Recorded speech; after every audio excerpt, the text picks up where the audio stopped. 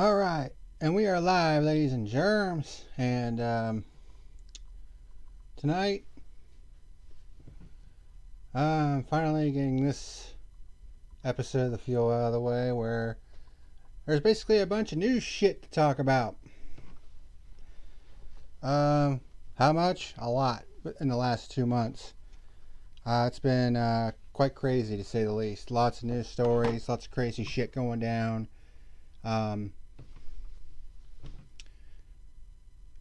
Silly season shit. I mean, there's a lot to talk about. So, let's go ahead and get into it. The first official episode of The Fuel of the New Year. And the first review is coming in a couple weeks when we review the Clash at the LA Coliseum. That should be interesting. But without further ado, this is The Fuel. And enjoy the new intro for 2022.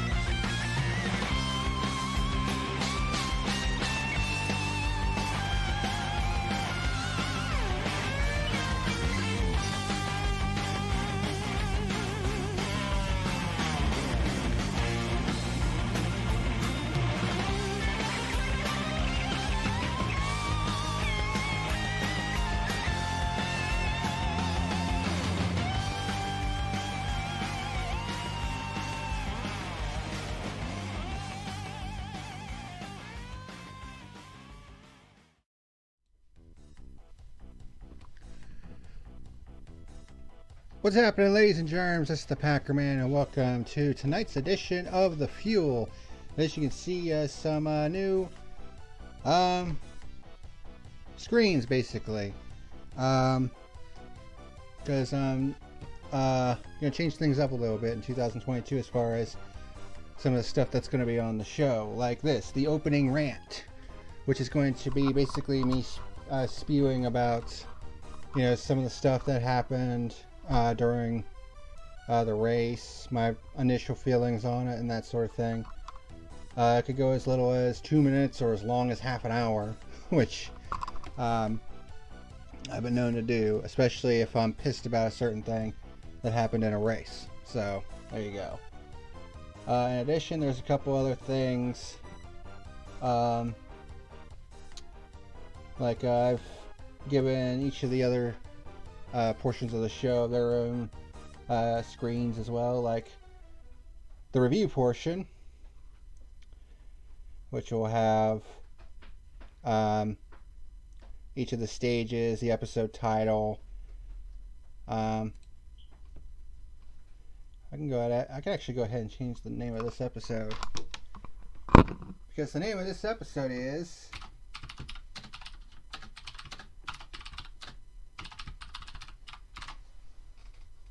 News of the Week Returns.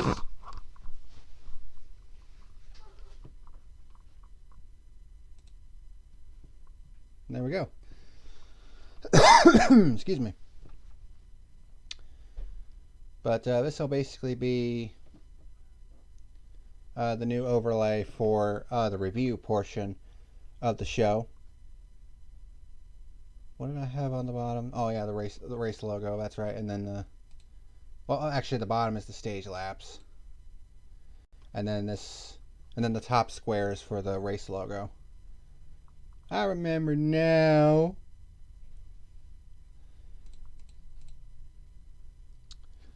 But in addition to that,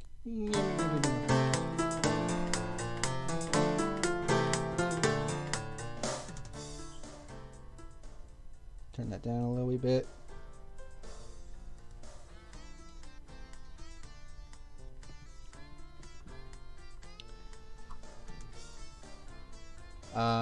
I'm bringing back statistics and awards.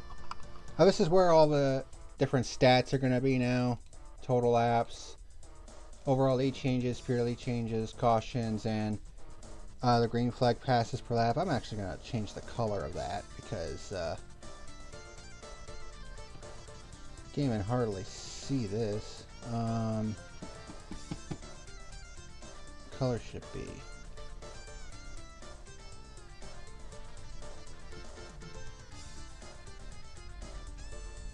That'll work.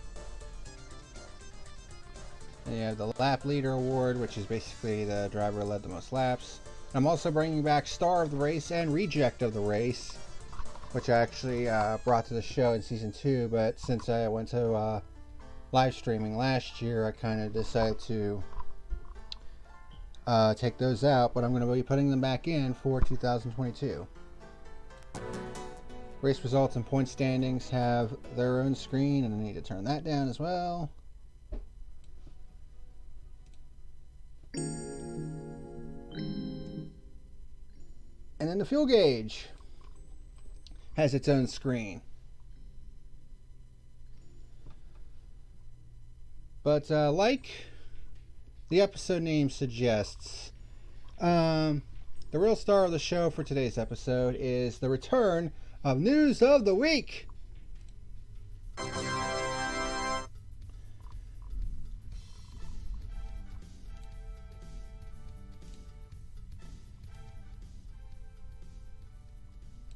Let's try that again. What's more we're feeling? There we go.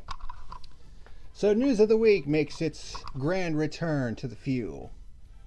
And I don't know what the hell this is on the side of my mouth right here. But it hurts like a mother. But let's go ahead and get into the news. And there's a lot to talk about. This whole section right here is I got enough for 15 different headlines, and there's 15 different headlines to be talking about. First of which, the final Jeff Gluck poll results for 2021 were pretty fucking stupid, to say the least, in a lot of different areas. Do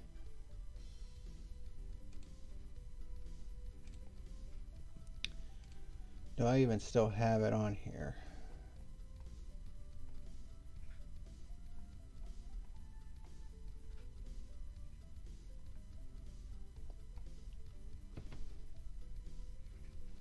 No, I don't.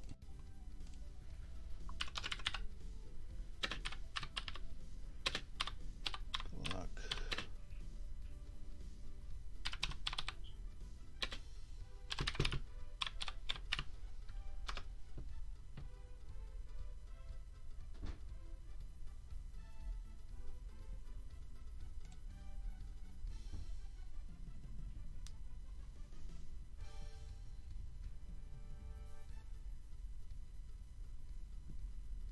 Let me see if I can try to find this here.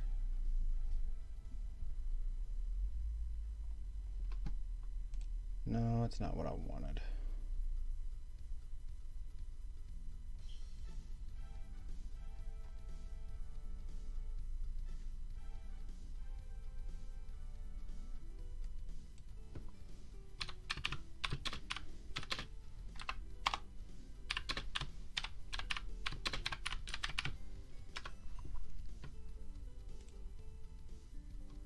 Alright, I think I found it. The 10 best and 10 worst races of 2021. Let's go to screen capture.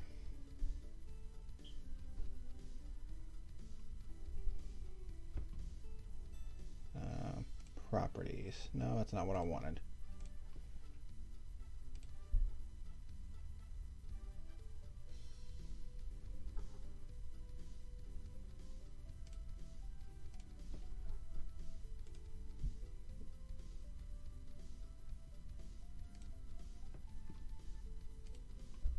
Technical difficulties! Window capture? Is that what it is? No, it's not window capture.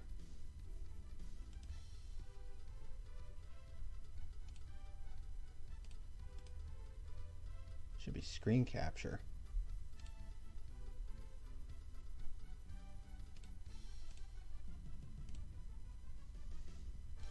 Okay, I think I got it. Stretch the screen. There we go. That's what I'm talking about. All right. 1 second.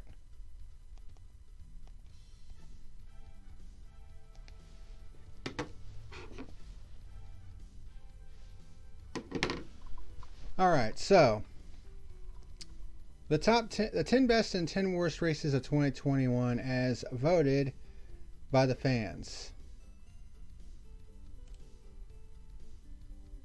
So here was the top 10 best. Bristol, I definitely agree with. 95.7% said that the race was good. That I definitely agree with. I think it was the best overall race in the Cup Series in 2021. The second Martinsville race, no. I think people were overrating that race to shit in the second half. Southern 500 was alright, but I don't think it deserved to be the third best. First Las Vegas race I agree with. Martinsville, Charlotte Road Course race I definitely agree with. What the fuck are you doing, cats?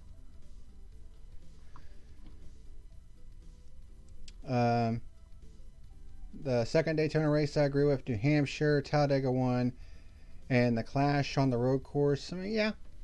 I mean, other than, I would say Martinsville and Darlington up here, I would agree with the top 10. What I don't agree with is the bottom 10.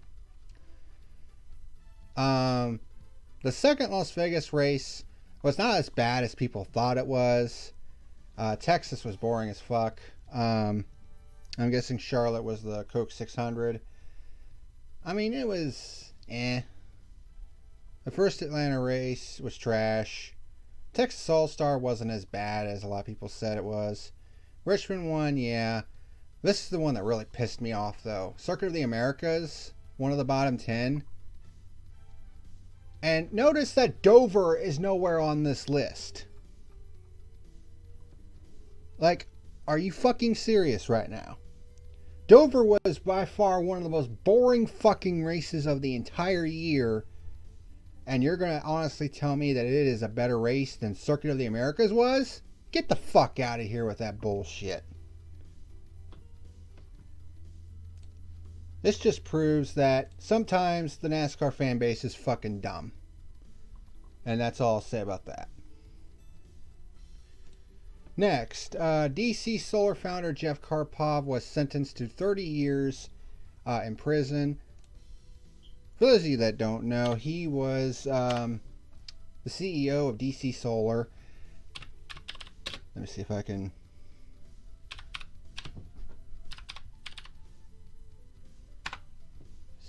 Yeah, here we go. DC Solar owner sentenced to 30 years in prison for a $1 billion Ponzi scheme. So back to display capture. This is on the U.S. Department of Justice website. So DC Solar owner sentenced to 30 years in prison for a $1 billion Ponzi scheme. The biggest criminal fraud scheme in the history of the Eastern District of California. Damn. Shows you how bad this was. And if you're hearing my cats rowing in the background, a couple of them are in heat. Like 3 of them are. But an owner of DC Solar, a Venecia-based company, was sentenced today. This was on November the 9th, by the way, which shows you how far back. Like the name of the episode also says. This is November 2021 to January 2022, as far as news is concerned. But he was sentenced today for a $1 billion Ponzi scheme, the biggest criminal fraud scheme in the history of the Eastern District of California, acting U.S. Attorney Philip A. Talbert announced. U.S. District Judge John A. Mendez sentenced Jeff Karpov, 50, of Martinez to 30 years in prison. On January 24th, 2020, Karpov pleaded guilty to conspiracy to commit wire fraud and money laundering.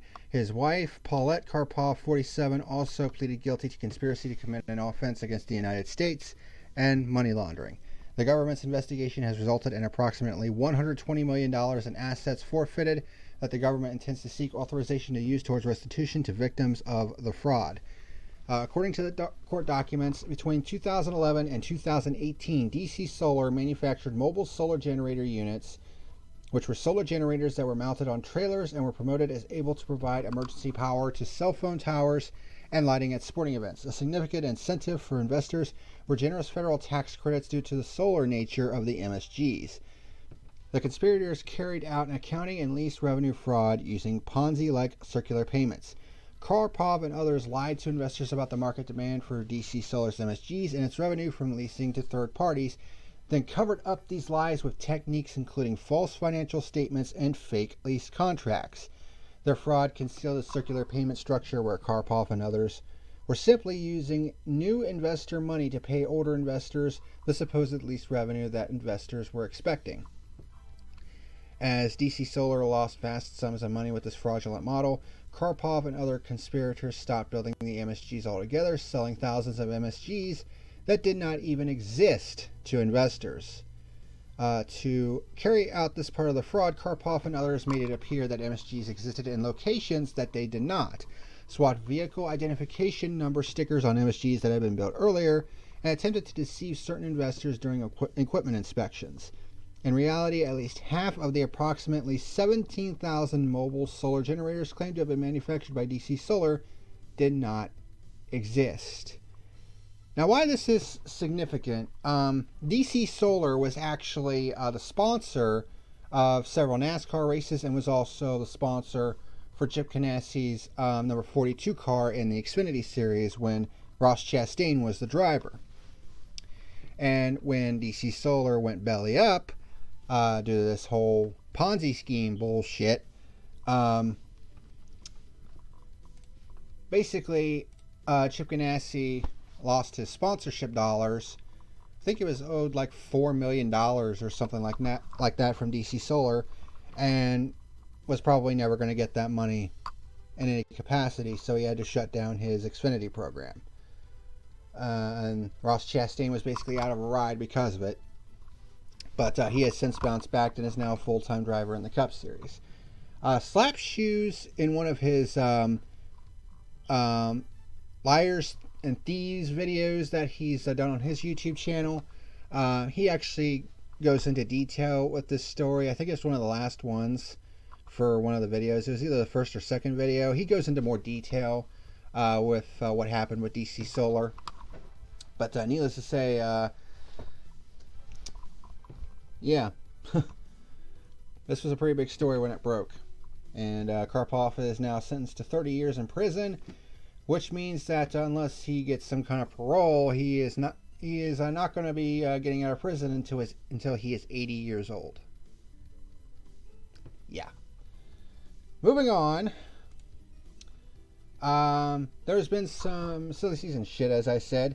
And Front Row Motorsports' Anthony Alfredo has been booted from the 38 car.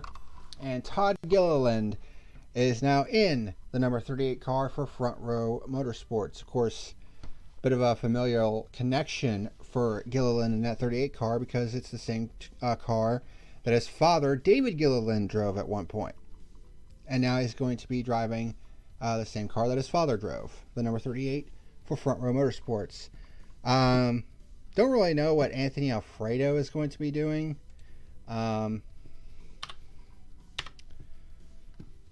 Let's see if he has anything going on right now.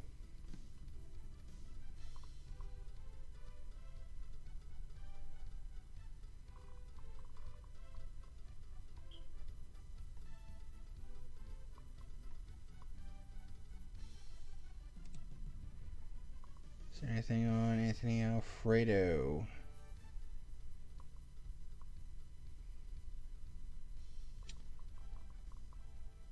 Nope, doesn't look like it.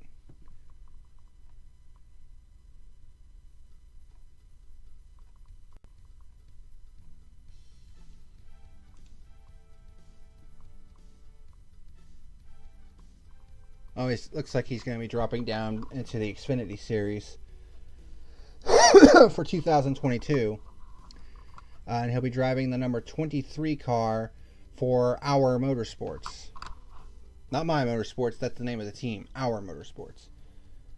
So he's going to be driving that car in 2022.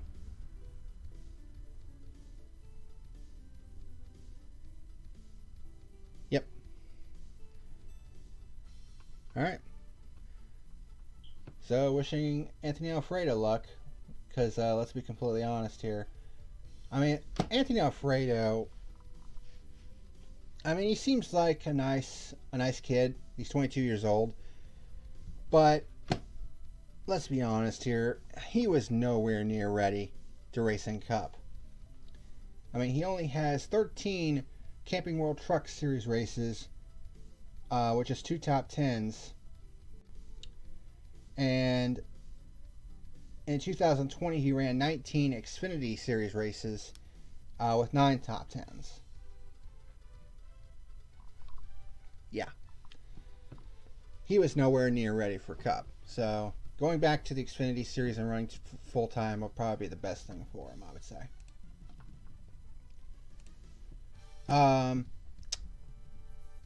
So, the Busch Light Clash at the LA Memorial Coliseum, its format has been revealed.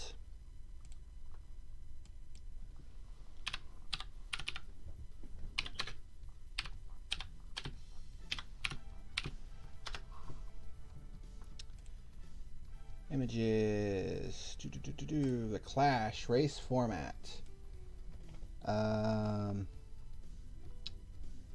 Open image in a new tab. Boom. There we go. All right. So, the Clash race format for the Busch Light Clash at the Coliseum. So this is, since this is the first Clash that is not at Daytona, and since this is a very unique stadium-style short track that they're going to be racing on, let me double check something here. Last time I did one of these news stories, well, it was supposed to be in conjunction with the previous episode where I was doing the F1 debrief. I forgot to turn on the damn microphone, and the whole stream was a bust as a result. So I was just double checking to make sure. But anywho, so Clash race format. February 5th is qualifying for the Clash.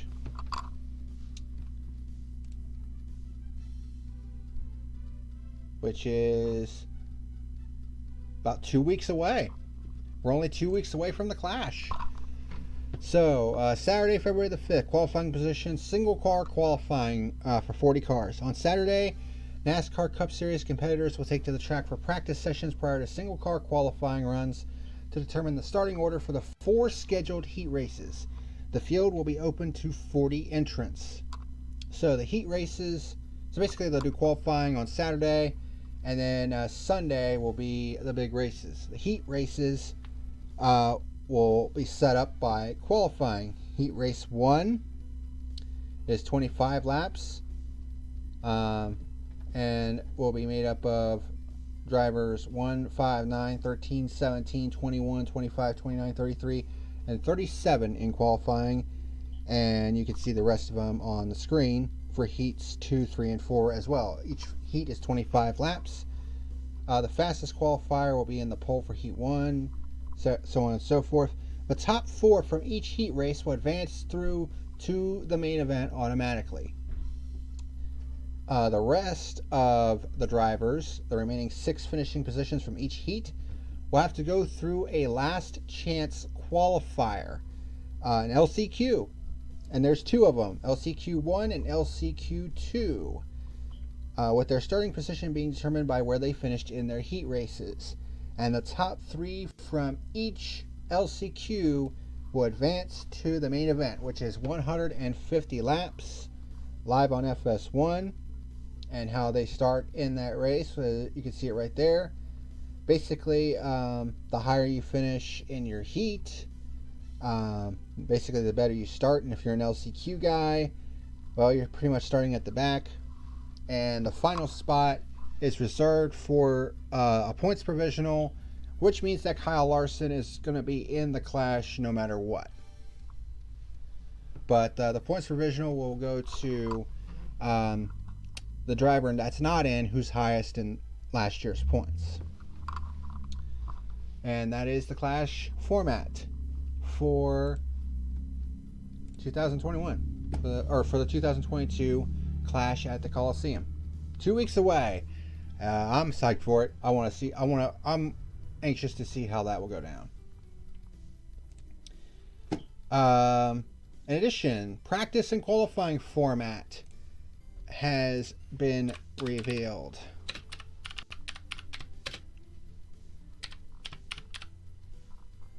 NASCAR practice and qualifying.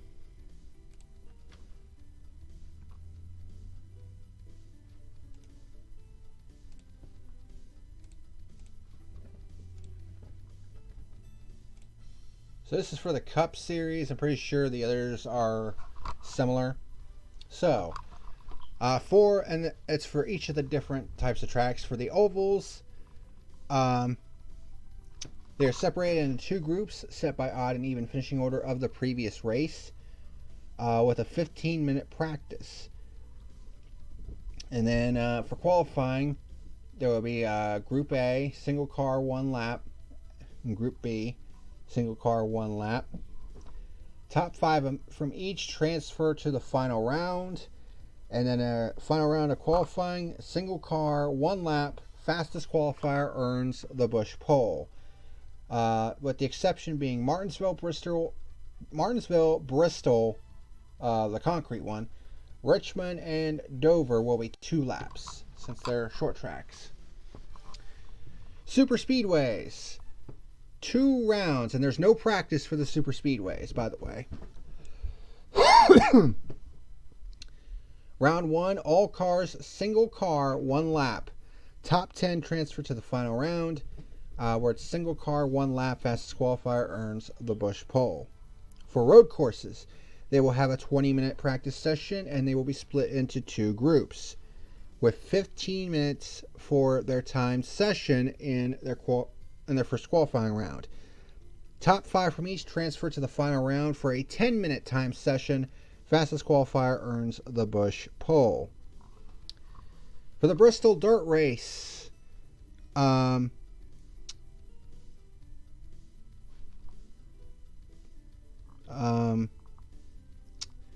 will be 4 qualifying races to determine the field and starting lineup for Sunday's race. Lineup for qualifying races based on random draw. And there will be some races that have extended practice weekends and will feature 1 standalone 50-minute practice session, basically happy hour. And those races are the Daytona 500, because obviously the first Atlanta race, because they're going to be racing the first Atlanta race with the new configuration for the first time and the new pavement. And by new configuration, I mean the new banking of 28 degrees. Don't really know how that's going to work out, but well, I guess we'll see. Bristol Dirt, which it's already saying they're going to have 2 50-minute practice sessions. Gateway, because it's a brand new track on the schedule. Nashville, since it's a newish track, and the championship race at Phoenix. I'm okay with this for the most part. I mean, at least they're getting practice and qualifying back instead of the dumb, formula that they were using for qualifying and all that shit. So it's a good thing that they are going back to, some semblance of practice and qualifying for 2022. NASCAR penalties handed out to several teams, drivers, and crew members. Let me see if I can find this real quick.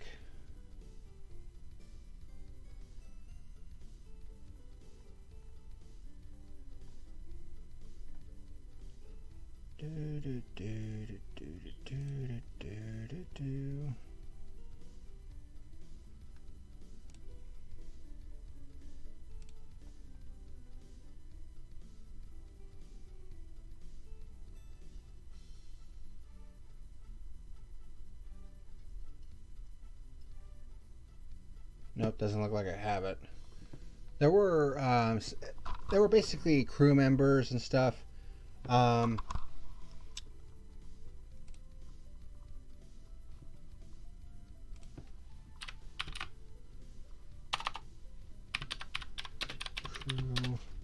members.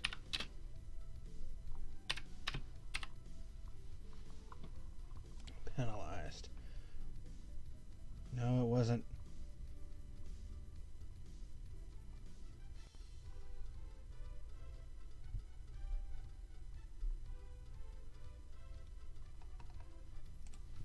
It was 2021.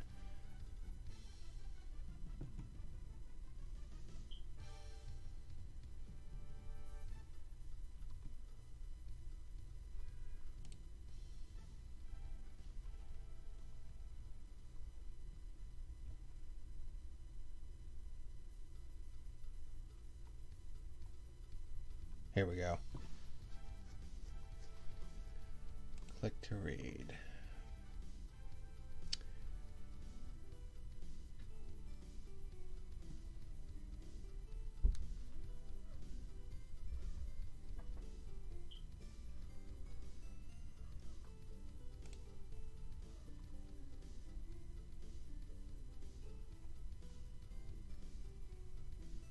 All right, here we go.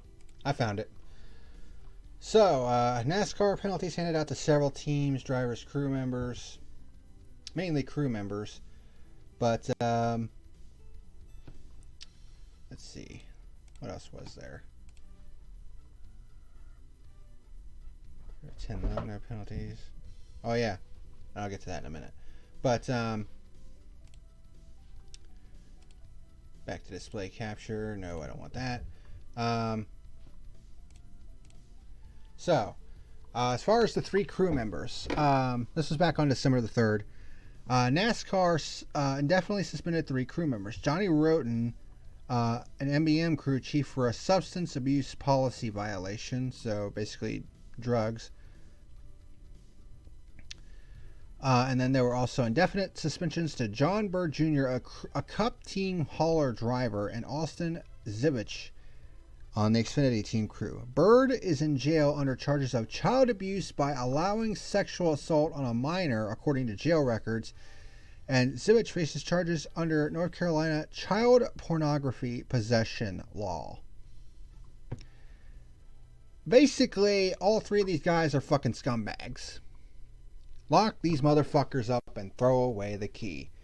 That's all I got to say about that. Moving on to the other one, which was about Mike Harmon Racing.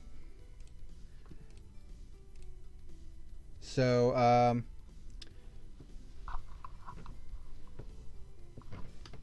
basically, Mike Harmon Racing got penalized for basically testing. They were at a charity race at Rockingham. Mike Harmon Racing appealed the penalty, but ended up the penalty was basically upheld. So the decision of the panelists are that the appellants violated the rules set forth in the penalty notice, and that the panel affirms and upholds the original penalty assessed by NASCAR with the modification that the monetary fine of $50,000 is levied against team owner Mike Harmon and removed from crew chief Ryan Bell. Excuse me. And then there was this from Alpha Prime Racing, where Cesar Baccarella was suspended indefinitely by NASCAR for basically unknowingly taking a workout supplement that was on the banned substances list. So Baccarella has enrolled in the Road to Recovery program and is expected to be racing the number 44 Chevrolet at Daytona for Alpha Prime Racing. Honestly, I think this is kind of dumb on NASCAR's part, because it's like, it's a workout supplement. Like, what the fuck kind of difference is it going to make in a race car?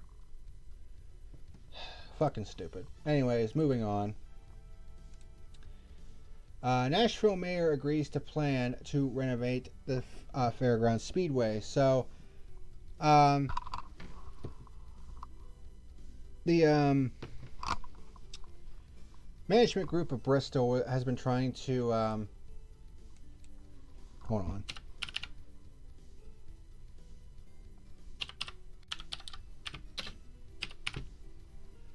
Nashville Fairgrounds Speedway.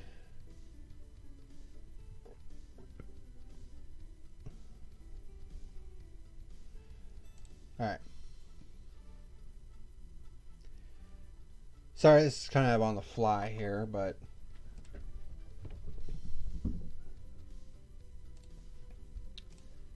all right. Plan in the works to return Nashville Fairgrounds Speedway to the NASCAR circuit. This was on December 9th as well. As NASCAR celebrated its 2021 champions last week in Nashville, some additional NASCAR buzz flowed through the city on what the future holds for cup racing in the area. Speedway Motorsports, owner of Bristol Motor Speedway and several other tracks, Cats Quit, announced November 30th that it had reached an agreement in principle with Nashville Mayor John Cooper, not the former Ohio State Buckeyes coach. Cats, settle down.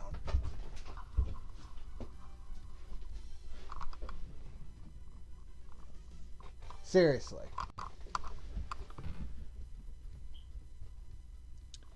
On a deal to renovate and operate the historic Nashville Fairgrounds Speedway. The announcement had people wondering whether a cup race could get to the historic .596 mile track by 2023.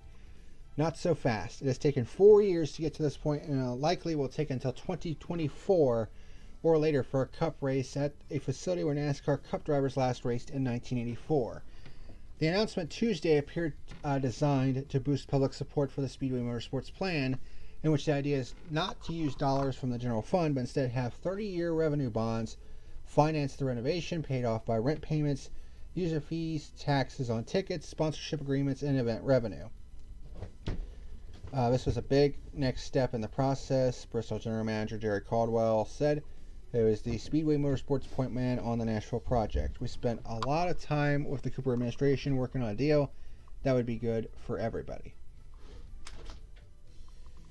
So, something like costs could be $100 million or more. The track has been in operation since 1904 and is in need of extensive work to bring it to NASCAR National Series standards, with the exact financials likely to be released soon. The financial agreement is being vetted by a consultant, and pending the consultant's approval, the Nashville Board of Fair Commissioners must approve the deal. Even before then, the Metro Council must fill the 2 current openings on the 5-member board. The earliest those positions could be filled would be at the December 21st Metro Council meeting. Any proposal won't go to the Fair Board until early in 2022. Cats!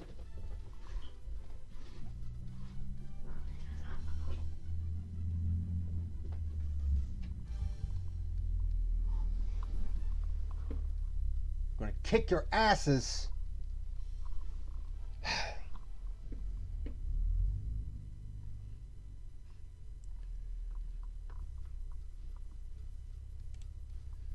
So, very exciting news, because it does, even though it's probably not going to come for a couple more years, there is a plan in the works to get Nashville Fairgrounds Raceway, or Nashville Fairgrounds Speedway, back onto the Cup schedule. So, pretty exciting news there. Another news, Richard Petty Motorsports has been sold to GMS Racing, and will actually go to being a 2-car operation now. Ty Dillon will now be a part of GMS Racing as well,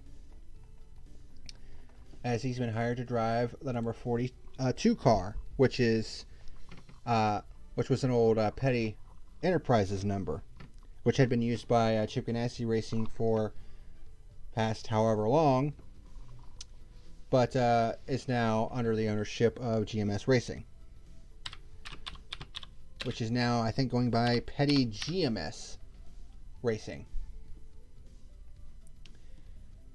And you're probably wondering who the hell is the new owner and who is GMS Racing. Well, it's owned by Maurice J. Gallagher Jr. And who the hell is that, you might ask? He's a commercial airline entrepreneur and current CEO and chairman of Elegant Air. So he's an airline CEO, so he's probably got money for days.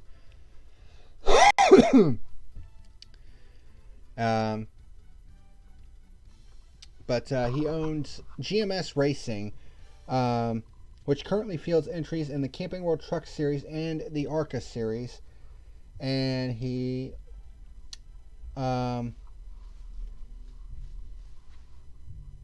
basically bought out Andrew Murstein's stake in Richard Petty Motorsports, and the team was renamed to Petty GMS Motorsports. The GMS Racing team itself, though, has not merged into Petty's team. GMS will continue to field entries in the Truck Series and ARCA Series. So they're basically going to be two entities, basically. But Eric Jones will continue to drive the number 43 car. He's under contract to drive that car for at least one more year. But Ty Dillon has been tabbed to drive the 42 car in 2022. So Ty Dillon is back full-time in the Cup Series after basically losing his ride after Germain Racing closed its doors a couple years ago. So interesting news. At the very least, the Petty name is going to continue to live on in the Cup Series. And like I said, Ty Dillon to drive the number 42 for Petty GMS Racing, which I just talked about. But some sad news over the past couple months. We lost 4 people that were pretty significant members of big racing families. Al Unser Sr., Danny Earnhardt, Martha Earnhardt, and Nancy Wood. Let me see.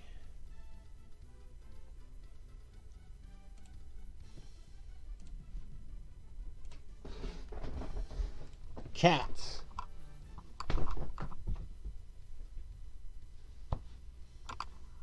Getting about sick of that shit. Wring both of your necks. Anyways. Roger Penske released a statement on the loss of Al Unser Sr.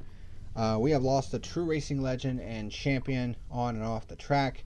Al was the quiet leader of the Unser family, a tremendous competitor and one of the greatest drivers to ever race at the Indianapolis Motor Speedway. From carrying on his family's winning tradition at Pikes Peak to racing in NASCAR, sports cars, earning championships in IndyCar and IROC, and of course becoming just the second driver to win the Indianapolis 500 4 times. Along with AJ Foyt, Rick Mears, and recently Helio Castroneves as the 4 drivers who have done so. Al had an amazing career that spanned nearly 30 years. He produced 2 championships and 3 wins for our race team, including his memorable victory in the 1987 Indy 500 when he famously qualified and won with a car that was on display in a hotel lobby just a few days before. That's pretty interesting. We were honored to help Al earn a place in history with his 4th Indy victory on that day, and he will always be a big part of our team. Our thoughts are with the Unser family as they mourn the loss of a man that was beloved across the racing world and beyond. Without a doubt, Al Unser Sr., he was without a doubt one of the best drivers to ever get behind the wheel. I mean, of course, one of only 4 drivers to win the Indianapolis 500 4 times, which is the record for most victories in the 500 by a driver. Like I said, held by 4 different drivers: AJ Foyt, Al Unser Sr., Rick Mears, and Helio Castroneves.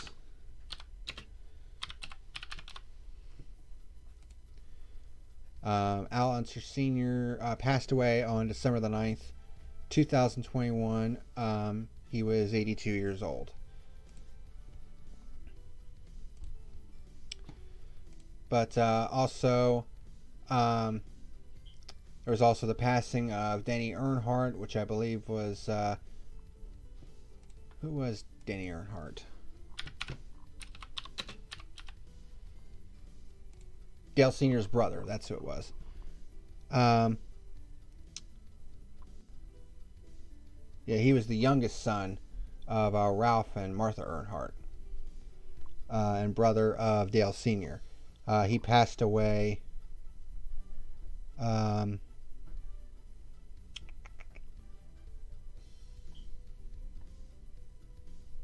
looks like on December the 10th. He was 66 years old.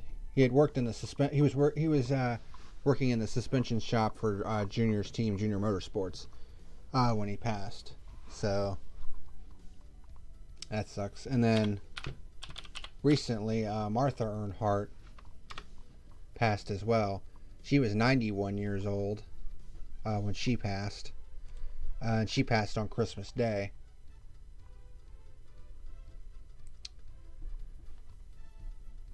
One second, my computer's being a little slow.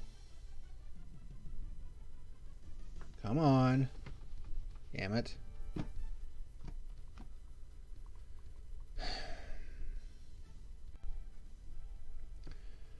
Okay, well, it's loading that.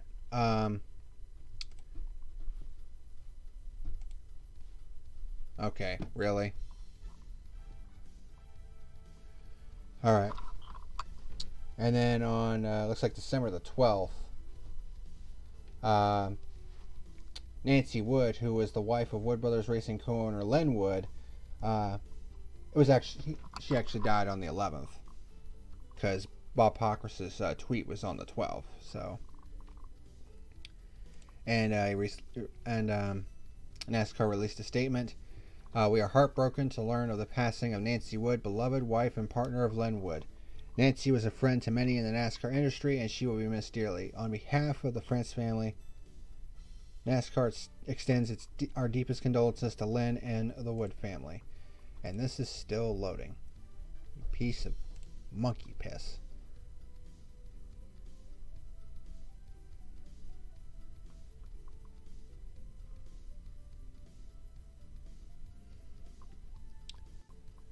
And Martha is actually the grandmother of Dale Jr. and Kelly Earnhardt. And she passed on Christmas Day at the age of 91. I mean, at the very least, she lived a very full life. And it sucks because only 2 weeks before they lost Danny Earnhardt. So, yeah, the Earnhardt family definitely went through some rough time in the month of December last year.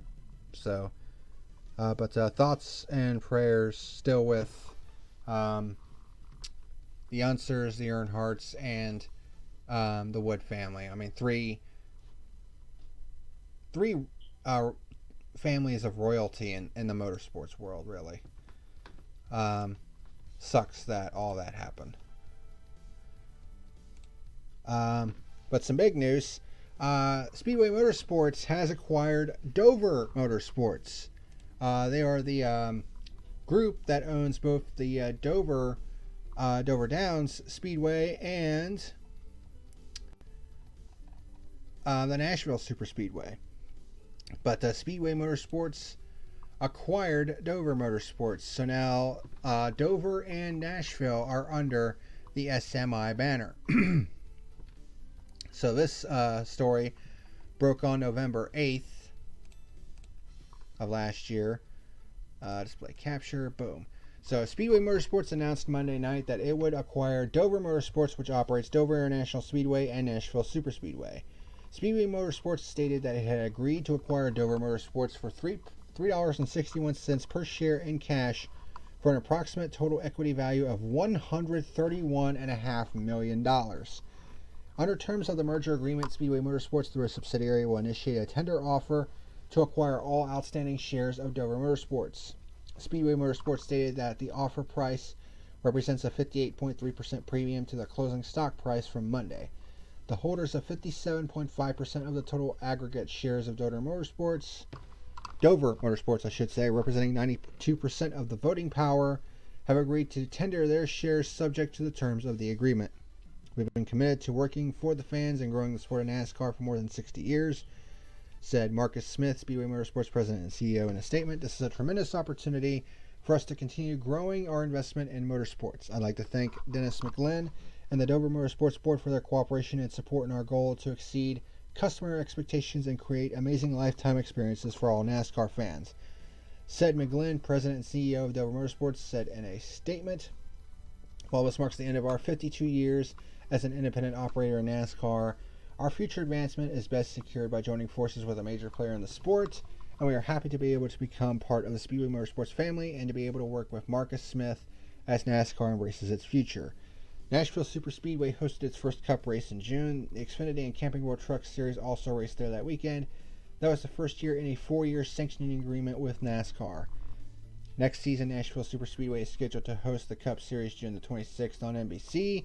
The track's Xfinity Series races is June 25th on USA Network. The track's Camping World Truck Series race is June the 24th. Dover International Speedway is scheduled to host the Cup Series May the 1st. The Xfinity Series will race at Dover on April the 30th.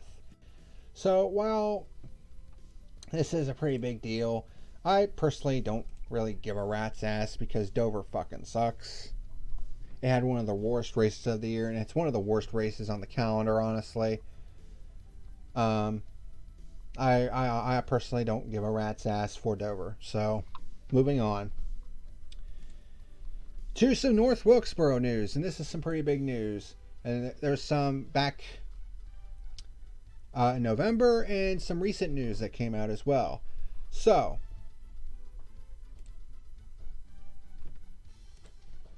this is a big deal.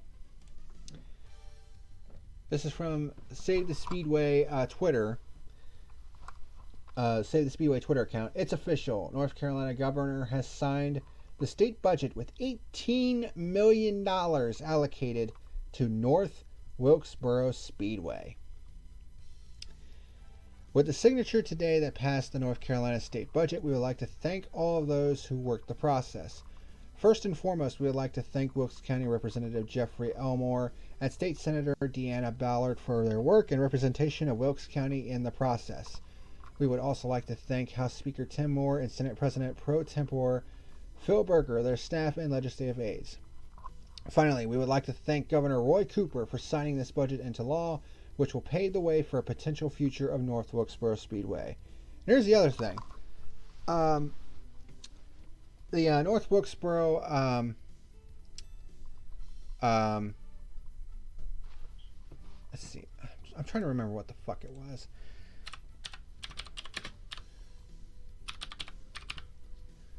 North Wilkesboro Speedway News.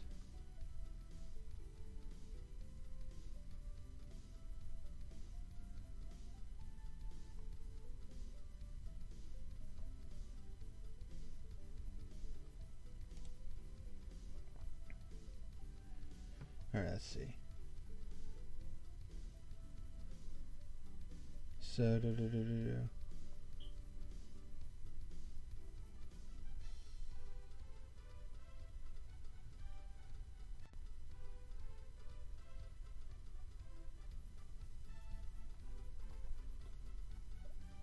I think the county, the Wilkes County government. I'm trying to remember how this went down, but basically, the city government has to match 25% of that $18 million that has been given by the state of North Carolina. That's $4.5 million. And then, of course, Marcus Lemonis, who is the CEO of Camping World, also said that he would also put up $1 million as well, and also have a Camping World store built on the site as well. So if you're keeping track at home, that's $23.5 million that is going towards the North Wilkesboro Speedway and its revitalization, which is a pretty damn big deal. But, 1 second. Had to sneeze. Anyways,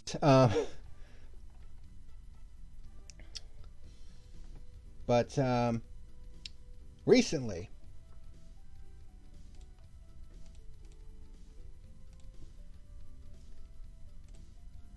they posted some renderings of what the North Wilkesboro Speedway could potentially look like when construction is finally complete. Now this looks cool right here. Ticket office right here, sign to, an archway, North Wilkesboro Speedway. The grandstand wall right here with the entrance. I mean, that's pretty freaking cool. And then a spot for concerts and shit. I'm guessing that's all the new suites and stuff. Yeah, pretty cool little deal. So, North Wilkesboro Speedway is on the way back. They did say that they could, once the track is completed, there could potentially be a truck series race that could go there in the near future. Although I think the ultimate goal is to bring the Cup Series back, because this is a NASCAR original. It was on the very first Cup Series season in 1949 and was on the schedule all the way up to 1986 when it was closed. So I think the ultimate goal is to bring North Wilkesboro back to the Cup Series. Will that actually happen? Only time will tell. But obviously some very good news.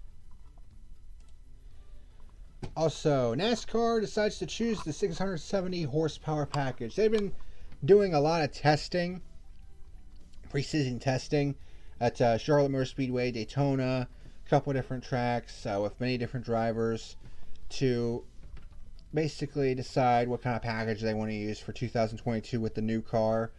They were using different rear spoilers, different horsepower, that sort of thing.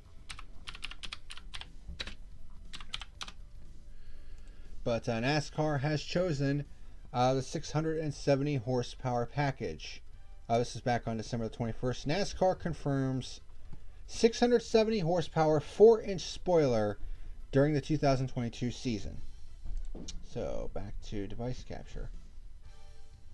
What are you cats doing? Like, seriously. Calm your shit. Damn. Anyways. Get off of my fucking screen. I don't want you on here. Alright, so. A 670 horsepower engine with a 4-inch spoiler will be used at all Cup Series speedways except Daytona and Talladega. The configuration also will be implemented at road courses and short tracks. Atlanta Motor Speedway also might feature a different package with the components being determined by a test next month at the 1.5 mile track that has been repaved and reconfigured. The higher horsepower, lower downforce combination for NASCAR's Premier Series is a significant departure from the 550 horsepower package that had been used in most intermediate 1.5 to 2 mile ovals since 2019. That package was predicated on cars being mostly full throttle for the course of a lap. During next-gen testing at Charlotte Motor Speedway over the past month, NASCAR discovered drivers had to crack the accelerator more often with the new car because it has more drag, resulting in slower lap times and fewer passing opportunities. NASCAR Executive Vice President and Chief Racing Development Officer Steve O'Donnell, that asswipe, said the package was designed to put the racing squarely in the hands of the best drivers in the world with the next-gen car, which will make its debut next season after more than 17,000 miles of on-track development over the past 2 years. The 670 horsepower 4-inch spoiler package was one of several packages, including a 6-inch spoiler tested at Charlotte, and O'Donnell told NASCAR.com that it received the most support during meetings after the test ended last Friday. We met with the industry, a number of drivers post-test on Friday with the packages we had narrowed down, and really hit on what we thought would be a great next-gen car in terms of going out under one rules package with 670 horsepower and then a low downforce 4-inch spoiler, which we believe we can implement across all our tracks outside of super speedways, O'Donnell said. Next-gen testing will continue January 5th and 6th at Atlanta and January 11th and 12th at Daytona, which likely will feature a 510 horsepower engines along with Talladega. There will be a January 24th and 25th test at Phoenix Raceway before the 2022 season effectively kicks off with the Clash exhibition race February 5th and 6th at the LA Coliseum. And this was basically almost universally approved by the fan base. I mean, we'd all been saying that, NASCAR needs a higher horsepower package, make these cars a little bit tougher to drive, put the control back in the driver's hands, and it looks like they've finally done so for the 2022 season to basically kick off this era, of the new car, the Gen 7 car, as it's called. So, big thumbs up to NASCAR on that one. Then we had this controversy, the Brandon Brown LGB coin sponsor controversy. So basically, at last year's Talladega, I think it was at Talladega, the fall race in the Xfinity Series, Brandon Brown won the race after the race was called for darkness. And the crowd was basically chanting, fuck Joe Biden, who's the current president of the United States. And the person who was interviewing Brandon Brown on the front stretch was trying to say, there's chanting, let's go Brandon. And it basically turned into, it somehow morphed into this political message, which I'm not sure how that fucking works. But basically what was supposed to be, the biggest moment of Brandon Brown's career turned into probably one of his worst nightmares, because ever since this whole let's go Brandon shit, blew up, it's been tough for him to find any kind of sponsorship. But then there's now this new cryptocurrency called LGB coin, which basically is marketed after the let's go Brandon, nonsense, all that other shit. And they were going to sponsor Brandon Brown's Xfinity Series car for the 2022 season. This is where things get really interesting.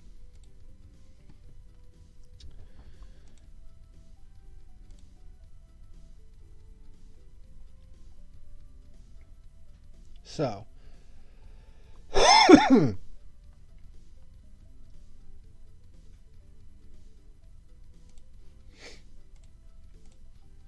this is from James Kotulos. I think Kotulos, I guess that's how it says. But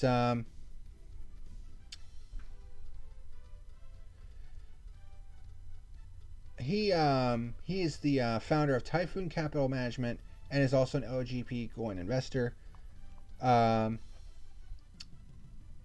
Basically, Brandon Brown's team was supposed to submit their paint schemes for the 2022 season and also approve the sponsorship.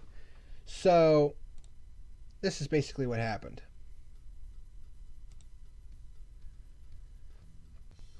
So, good morning, Mac. The sponsors are approved. However, please clean up the markings around the number, especially the white stars touching the white number. 2022, we are really going to hone in on keeping the numbers clean per the rule book. Nothing within 2 inches should be touching the numbers. We understand some steps and repeats. However, in this case, white and white makes it blob. True.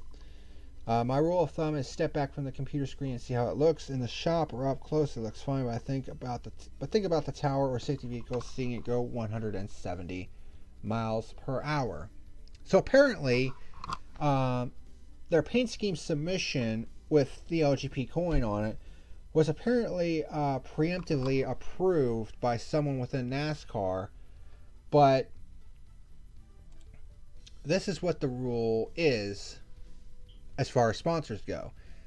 NASCAR may refuse to permit a competitor to participate in an event if NASCAR determines that any advertising, sponsorship, or similar agreement to which the competitor is or will be a party is detrimental to the sport, to NASCAR, series sponsor, or to the promoter for any reason, including without limitation the public image of the sport.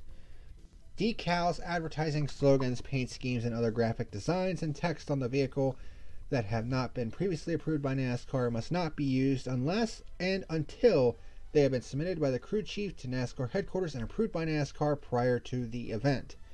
The review and approval of decals, advertising, slogans, paint schemes, and other graphic designs and text on the vehicle that have not been previously approved by NASCAR is at the sole discretion of NASCAR, and such approval may be withheld for any reason.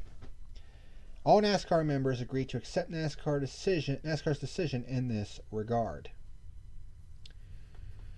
So apparently the scheme was preemptively approved, and then NASCAR comes along and says, no, it has not been approved. So James Kotalas says the Brandon Brown 68, which is Brandon Brown's Twitter, went through proper NASCAR approval process and received formal written approval. If NASCAR revokes approval, which they did, we will bring suit upon them on behalf of all LGB coin holders, hodlers, I think he meant holders, who were damaged by their reliance on NASCAR written approval and hashtag cancel NASCAR.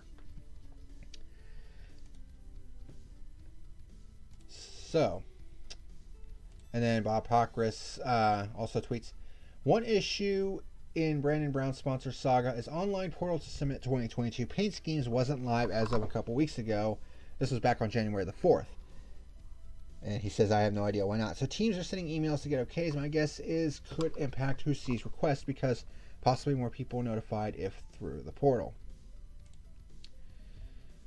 And then statement from Max Marcucci, a spokesman for Brandon Belt Motorsports, on the NASCAR decision not to approve the LGB coin sponsorship. NASCAR did not speak with Brandon Belt Motorsports prior to making a decision to rescind the approval, and multiple attempts to set up a conversation to address this matter went unacknowledged. The bottom line is that Brandon Belt Motorsports followed the standard process for sponsor and paint scheme approval and received approval from a NASCAR official empowered to make those decisions and who makes those decisions on a regular basis. This official then confirmed and reiterated that we had received approval in a phone conversation after the announcement was made. We are disappointed that NASCAR leadership has chosen to rescind approval of the sponsorship and feel they should have the confidence to own their decision to backtrack and not gaslight a team or a driver. Like every team, we rely on productive and friendly working relationships at all levels of NASCAR. Unfortunately, NASCAR leadership's handling of this situation now threatens to strain our relationships and places us in an incredibly awkward position yet again. So, one other thing about this, NASCAR has also said that they are not going to allow political sponsors starting in 2022.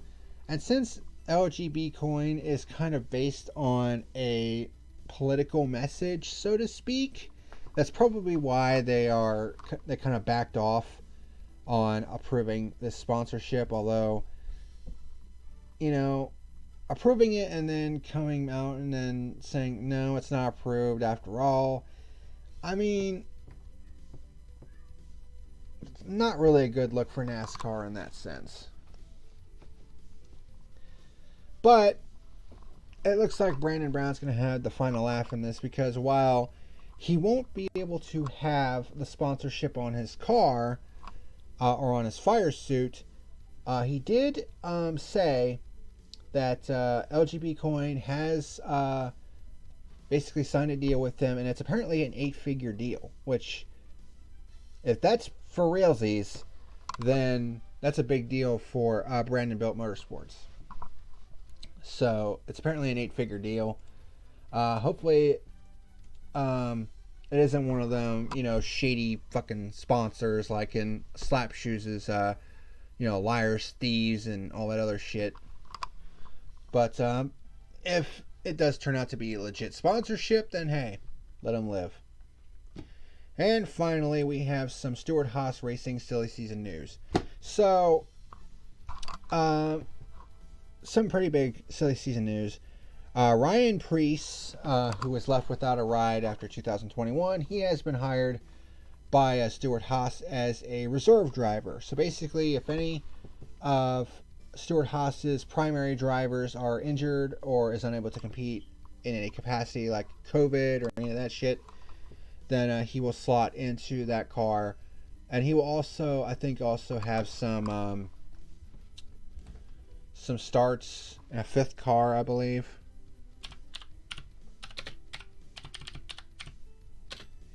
SHR. Let's see what's going on.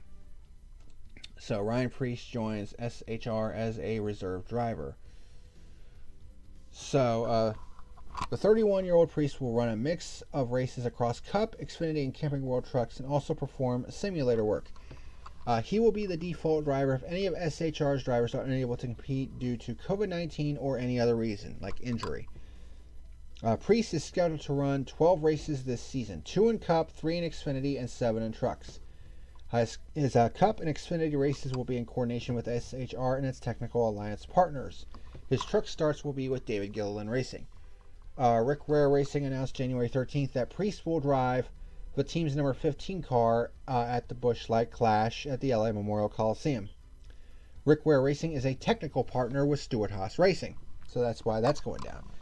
Priest had competed full-time in Cup the past 3 seasons with JTG Daugherty Racing, but I think JTG is downsizing to one team. I think it's just the 47 car in 2022 with Ricky Stenhouse. So Priest's 2 Cup races will be the Dover race, which is now Dover Motor Speedway, by the way. Doesn't really matter what you name it. The track fucking sucks. And also the Coca-Cola 600 will be his 2 Cup races. His 3 Xfinity races will be at Richmond on April the 2nd, Charlotte on May the 28th, and then Nashville on June the 25th.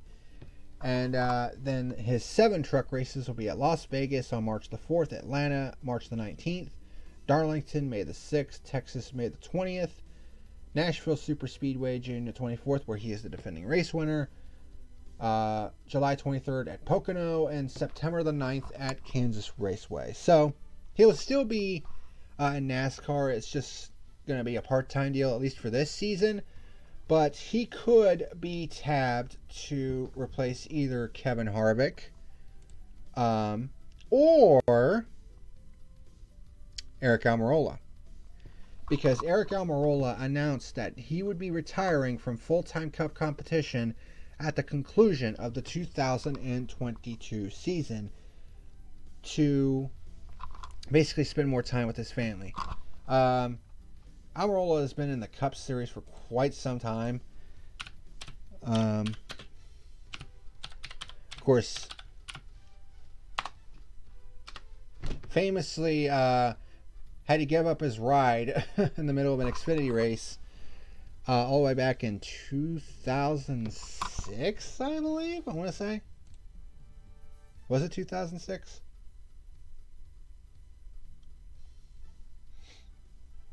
2007. The AT&T 250 at Milwaukee. Of course, I think I've said this story before in the past, where he basically had to give up his drive for Denny Hamlin, who was late, who was actually going to race in that same car, but was late to the track. So, because of sponsor commitments, Hamlin took over in the car and actually ended up winning the race, which was credited to Almirola because he was the driver who started the race. Almirola was pretty pissed off and did not participate in team victory celebrations because he had already left the track. He's like, fuck this noise, which I don't blame him in any regard whatsoever. But he has been in the Cup Series for 14 years, believe it or not. So he's been in the Cup Series for a long time. Of course, got his first win in the Coke 0400 at Daytona. That's when he was racing the number 43 car for Rich Ray Motorsports. That was a rain-shortened victory. His second win was at Talladega in 2018, I want to say, when he was with Stewart-Haas.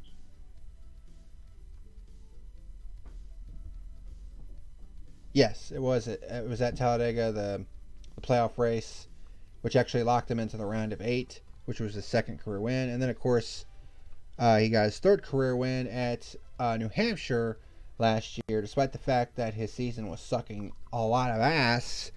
But the win at New Hampshire last year locked him into the playoff for 2021. But then, as the Cats continue to be a pain in the ass, he announced that he would retire from full-time racing. He actually announced this on January the 10th.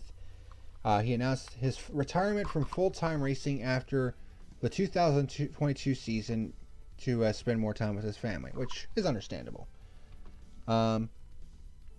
Is it a Hall of Fame worthy career? No. Let's just be completely honest here. He has 2 wins in the Camping World Truck Series. Did finish runner-up in points in 2010, though. Has 3 total Xfinity Series wins. So he doesn't just have that, janky win from 2007. He has 3 Xfinity Series wins. His best championship finish was 4th in 2011. And then, of course, he has the 3 wins in the Cup Series. So it's not a Hall of Fame career by any stretch of the imagination. But, I mean, it's been a solid career. I mean, it's a long-ass career. He's been in the Cup Series for 14 years, 388 total races. I mean, best finish of 5th in 2018, which, of course, where he won the Talladega race for his 2nd career win. I mean, it's a solid career. It's not a Hall of Fame career, but I would say it's a solid career. So, and if he wants to retire from the sport to spend more time with his family, hey, let him live. And that will conclude tonight's edition of The Fuel. Thank fucking God. Finally got this done and over with. Holy shit. So many news stories to go over the past 2 months. Oh, but we've done it. Thank God, racing season is just 2 weeks away. Hopefully we won't have a list like this ever again. At least not until next year. But that's going to do it for today's edition of The Fuel, the first episode of 2022. Thank you very much for watching, and until next time, which will probably be in the next 2 weeks, when we review the Clash at the LA Coliseum, this is the Packer Man, signing out. Have a good one.